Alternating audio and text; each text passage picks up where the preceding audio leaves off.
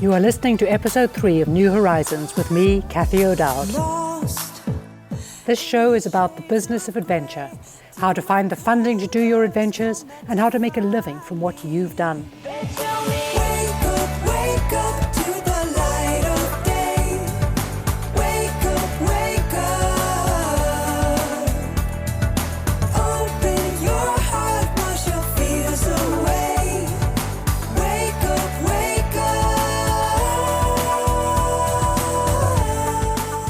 This month, I'm talking to British climber Rebecca Coles, who has funded many of her expeditions through grants and now sits on the selection committee of Britain's most important source of mountain adventure grant funding, the Mount Everest Foundation. She is adamant that a good grant application has a much greater chance of success than chasing corporate sponsorship. I began by asking Rebecca about the Mount Everest Foundation. The Mount Everest Foundation was set up after the successful 1953 Everest expedition, and it was a fund set up to help support future expeditions that made kind of groundbreaking ascents. So not necessarily expeditions to Everest, but other expeditions that further mountaineering. And those are expeditions that have team members that are from the UK or from New Zealand. And the aim is actually to help facilitate people that and support people that are amateur mountaineers, so not professional mountaineers, and support them on their expeditions. What do you define as professional as a mountaineer? Actually, the Mount Everest Foundation supports a variety of people that do make some of their living from mountaineering as such, but maybe more from writing. What it wouldn't support would be people on commercial expeditions or expeditions that were then thought that were going to be kind of recce's for commercial expeditions. So they're for kind of the everyday mountaineer rather than supporting big names as well, although they do support some sponsored mountaineers, but recognise that actually very few sponsors mountaineers as such are can easily make a full-time living out of just being fully sponsored. I keep forgetting we have any that are actually sort of semi-fully sponsored these days. So you're sort of excluding situations where you suspect it's a guide doing a recce for a commercial trip, or yeah, so that wouldn't be supported. And then you wouldn't support. I don't even know who it was. Uli Steck, I guess, would have counted as a fully sponsored mountaineer. Exactly. Yes. Yeah, it's really aimed for people that do other things with their lives apart from just mountaineering, and then go on trips. But they are solely groundbreaking trips, so they have to be kind of first ascents or significant new routes on mountains. So they're not kind of first female ascents. They're not repeats of routes. They're really kind of, for the Mount Everest Foundation, it really is new ground. Does that have to be new ground at a high level, or is it open to kind of exploratory, newly opened areas in the world?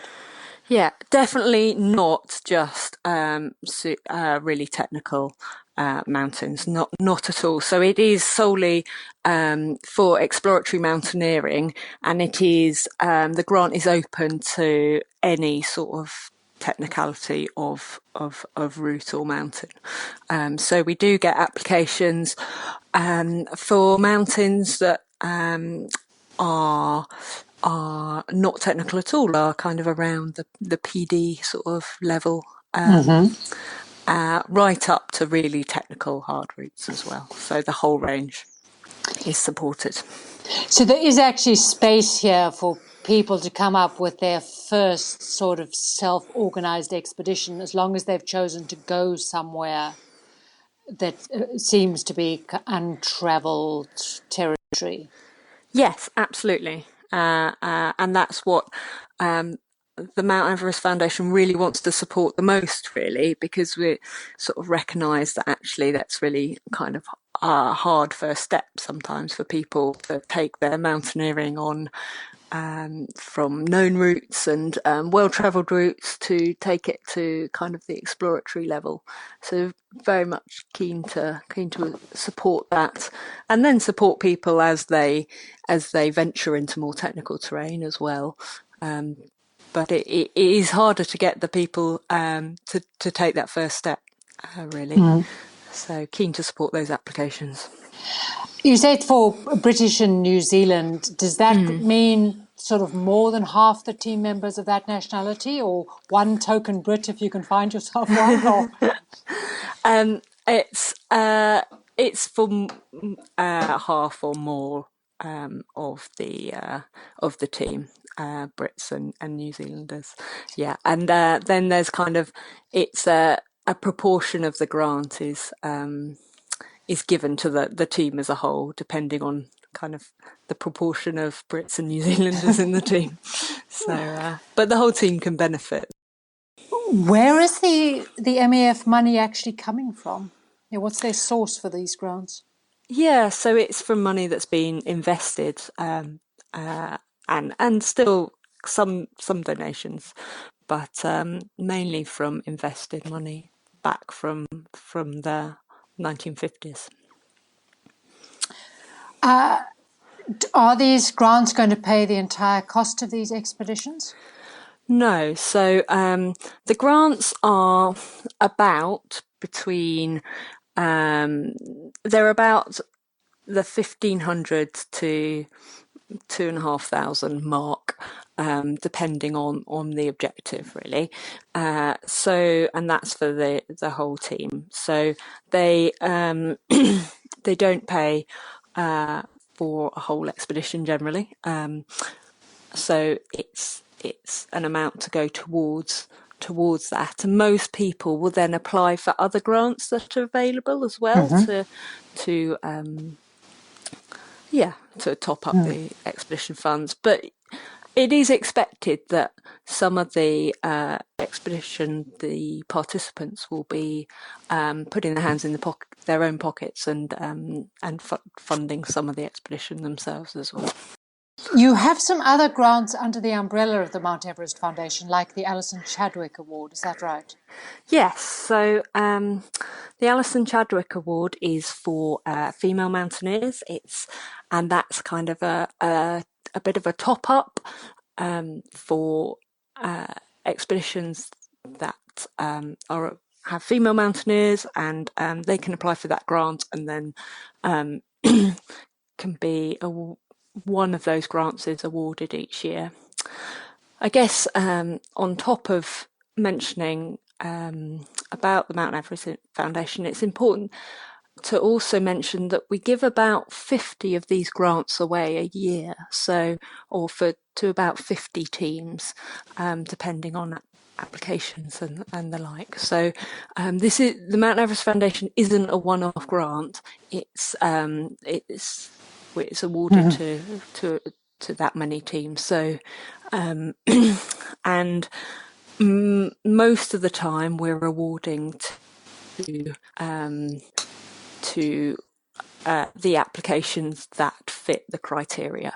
So if you fit the criteria when you apply, you've got a high chance of gaining a Mount Everest Foundation grant. The Alison Chadwick one, however, is just one grant each year. In terms of the general MEF grant, most people who apply, as long as they fit the criteria, will get some money. Yes, yeah. You've got really good odds. And they do this twice a year, is that right? Yes. So there's two deadlines for the grant applications. One is the 30th of September and one's the end of January. So we usually get the bulk of the applications for the end of January deadline. But as I said,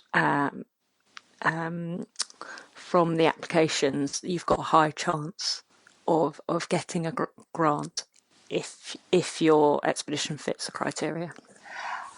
How many applications do you get that don't fit the criteria? Very few, actually. Most people do read the criteria. So occasionally we get some that are people going to commercial peaks, and they haven't they haven't quite understood what the MEF grant is for. That's fine. We usually kind of have a chat to them and see point them in the direction and hope they apply in the future. Does having done a guided trip to somewhere like Elbrus or Aconcagua, having that on your CV, improve your chance of getting a grant like this? So we certainly look at previous experience. That's it in the application, your previous experience or in the mountains, because we want to encourage people definitely to get into the mountains. But if they've got a really ambitious objective and then that doesn't match their CV, we'll maybe we usually just ask them some more questions and that sort of thing, really. But it's kind of got to fit. We don't mind ambition, but it's got to fit with your experience. Now, where do you currently fit into this process? You said you were on the initial screening committee? Yeah, so I am on the initial screening committee, and actually one of my roles is also to look at the science applications, because it's not just mountaineering applications, but we also like to support science that's been done in the mountains, both medical related scientific projects and geography projects. So I have a glaciology PhD, and I'm a mountaineer as well, so I can look at the glaciology applications as well as the mountaineering ones. How many people are on the panel that sort of makes the final decision? Oh, that's a difficult question. I can't think off the top of my head. So there's initially the screening committee, and there's about half a dozen of us that sit on that, and we sift through all the applications, and some of the decision also we might interview, especially applicants that haven't applied previously. And then after that, the notes from that go to the management committee, and they kind of agree or not and sign off the exact amounts that the expedition teams are going to get in funding. And what do teams need to do kind of in return for this? The agreement is that you'll write an expedition report.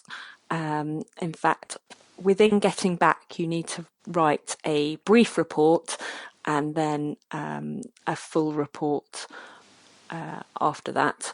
And that's it. That's the commitment. So making sure you get your report done, and that goes then to several different places so that other expeditions can use that as a resource in the future.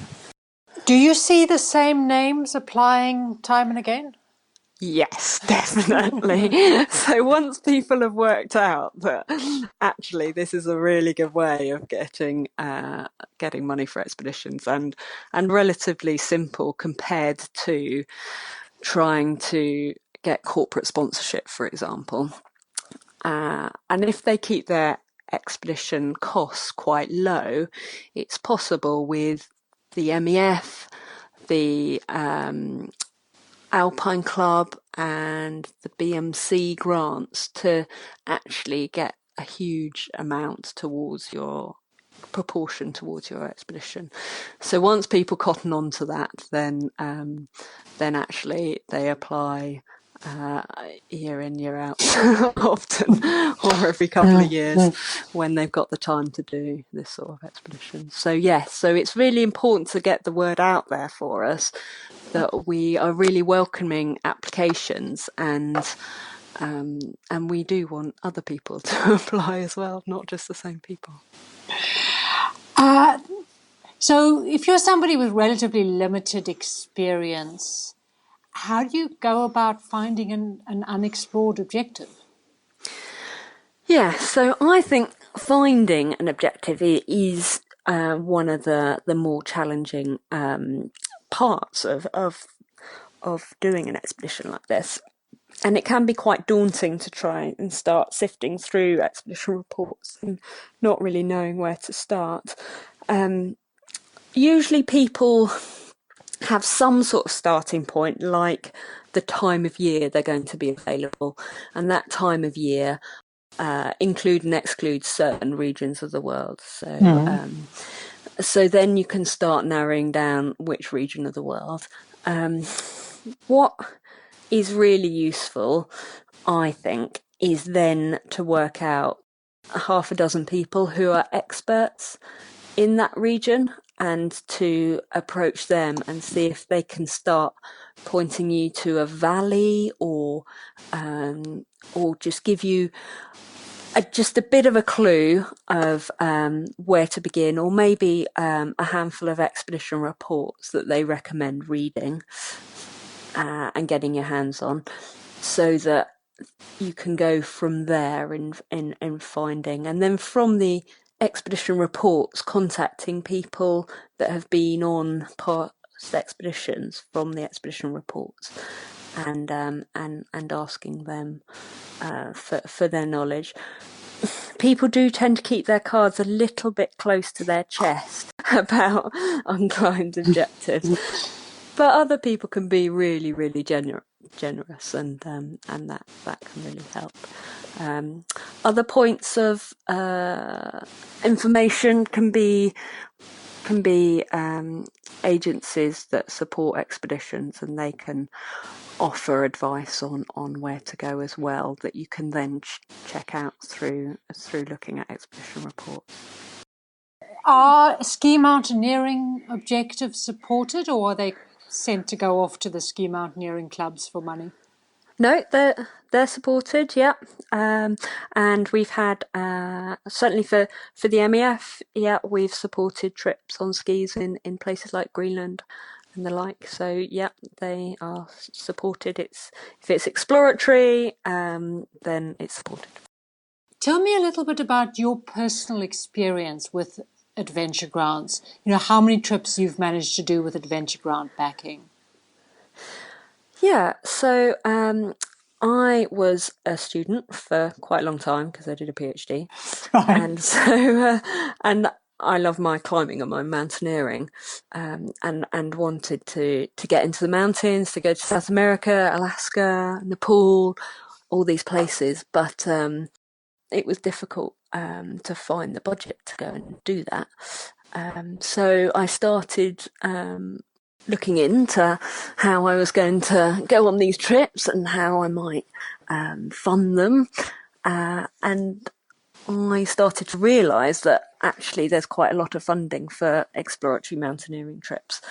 So whereas if I'd had the money, I would have probably just gone on trips to commercial peaks, to Amadablam and beautiful mountains like that.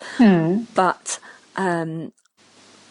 the grants took me in a different direction, because then I started to research going into places that were, and to mountains and to do expeditions that were more exploratory. And that started to take me to places like Central Asia and Kyrgyzstan, Tajikistan, and on trips there, and to try and climb peaks that hadn't been climbed before. And yeah, I probably wouldn't have done those sorts of trips if it hadn't have been for these grants, and the grants enabling me to actually go mountaineering in those parts of the world. So I've done quite a few trips to Central Asia. Most recently, I did a trip to the far west of Nepal, and we were actually successful on that trip. We climbed a really beautiful, it was 6,200 metre peak. And that trip was, we keep the cost low. So that's the biggest thing, to make sure the cost is kept low so that you can fund it as much as possible through grants. And we did fund that trip nearly 100% through an MEF grant, a Alpine Club grant, and a BMC grant. So we did very well from the grants, so that was great. That was two of you, was it? That was you and Simon? Yeah, so that trip was me and Simon. But I've done other trips where there's been a team of 4 of us went to Tajikistan. And previously a team of 3 of us went to Tajikistan. So, yeah, they vary. That Nepal trip, what was the budget roughly? Because I think people don't always know what anybody means by keep the budget low. Yeah, sure. So, give or take, it was pretty much £5,000 for both of us, including flights, insurance, and we had internal flights as well to get us out to the mountain. And we trekked in with a guy with a couple of mules, because in that part of Nepal they use mules. And we got to base camp, and then we were there for several weeks, and then he came to pick us up again. So that was 2 people from the UK, £5,000.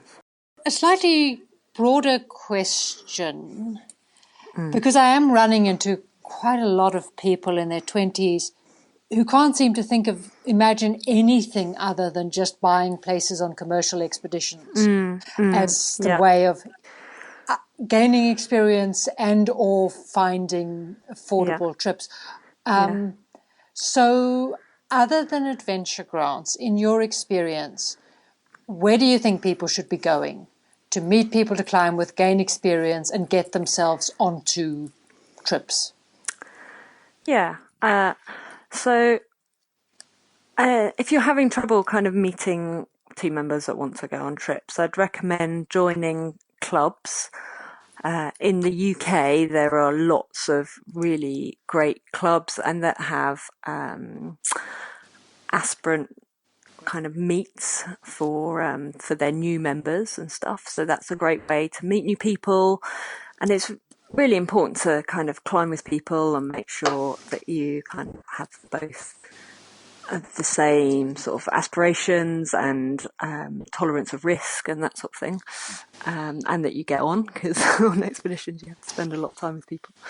So meeting people through clubs and getting out and climbing and mountaineering as much as possible, and just building up a big network of people. And the more people you know, the more people you can then ask, if they're willing to take 3 weeks, a month off to go and do a big trip, which is a big commitment for people. Sometimes the time is actually more challenging than finding the money to go and do these trips. So I'd recommend clubs, and sometimes clubs then organise kind of informal trips, so not official club trips, but they put out to group members that someone or a few people want to go to a particular part of the world, and then they open it up to further club members. Certainly the UK branch of the Austrian Alpine Club does that quite regularly, and that, I know they did a Peak Lennon trip, for example, recently, and that got people a kind of experience on a big mountain, 7,000 metre mountain. But then they could go and take that experience and take it to more exploratory mountaineering somewhere else. So but it is difficult for people to I appreciate that, find other people that want to do the same thing. Yes, I think the other good thing about clubs is they offer subsidised training. Yes, they do. So you can access a lot of different training. And my experience is with the Austrian Alpine Club, and they do some fantastic weeks training from in the Austrian Alps but also in Scotland and places like that too. I want to write a blog post trying to persuade, about commercial Aconcagua trip money and have a look at what else you could do with it, which would include joining a club, going on aspirant meets, the subsidised training courses, skills courses offered in the Alps or Scotland. I also believe that I think it's more than sometimes just finding team members for people. It's the certainty involved with going on a commercial trip, and we like as much certainty as possible. But actually, you learn from organising your own trips. You learn, and even if it's a trip to a commercial peak, but you've organised it yourself.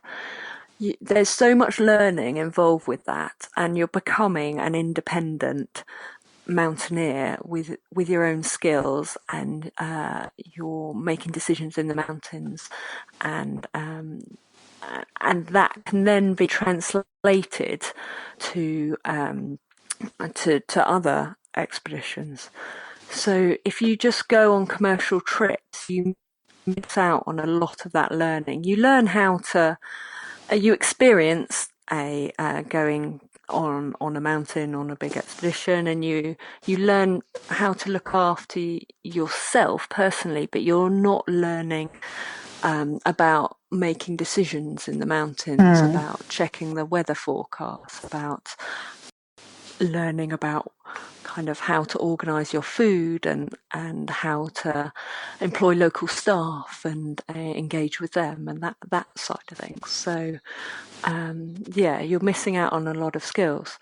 Plus the confidence you get from organising your own trips. You do get loads of confidence from doing that, and then you can take that and build up to other trips.